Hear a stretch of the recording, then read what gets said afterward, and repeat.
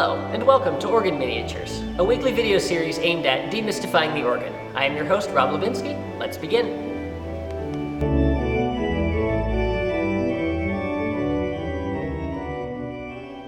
Last week, we learned all about the pistons, which allow organists to set combinations of stops and couplers so that they can quickly change between sounds. If you missed that video, you can find a link to it and other videos from this series in the description. This week, we're going to learn about swell shapes. Before we can talk about what swell shapes are, we need to take a look at the manuals and pedals again, and something that is somewhat unique to the organ. Most instruments allow the musician direct control over the volume of their instrument.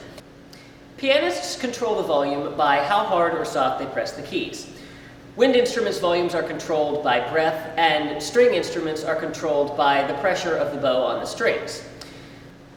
On the organ, however, the organist can press as hard or soft as they like, and it won't have any effect on how loud the notes are played. So then, how do we control volume on the organ? Well, the most obvious way to do this would be through the use of stops.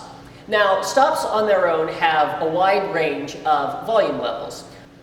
Unfortunately, there is no subtlety in using stops to control the volume. It's either all or nothing when they're pulled on. Now, it is possible to smoothly increase or decrease volume through the use of stops, but sometimes we need a little bit more finesse, and this is where the swell shapes come in. In my first video, the Big Three, we went up into the chambers to see what it looks like up there. Now, believe it or not, you've actually already seen the swell shapes. The large black slats that you can see in this video are the swell shapes. Now, when we look at an organ chamber, most of the time we'll find that it is fully enclosed on three sides and open on one.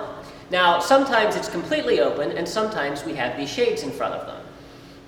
These shades function basically like large shutters and allow the organists to control the volume coming out of the chamber. When the chambers, or boxes as they're sometimes called, are open, the sound can flow through freely. When the boxes are closed, there's a muffled sound.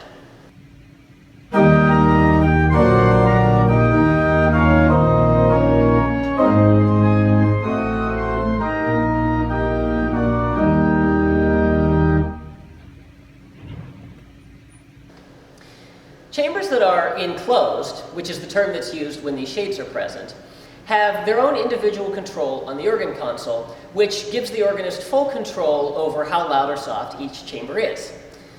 That's all well and good, you're probably thinking, but how on earth does the organist do this? Well, I'm so glad you asked.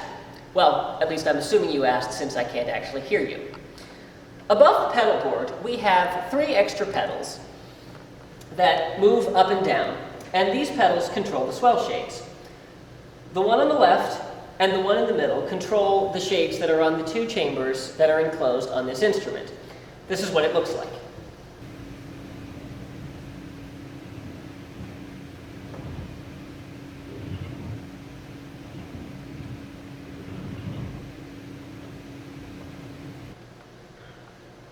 Some organs have a feature that will allow you to tie all of the swell shapes to one pedal so that you only have to push one to be able to control all of them.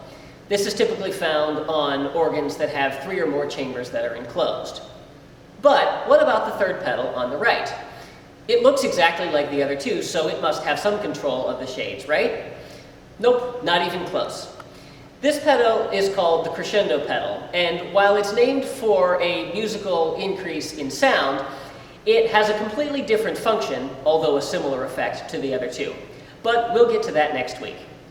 In the meantime, if you have any questions about anything you've seen this week, please feel free to ask in the comments, and I will do my best to answer each question. See you next week.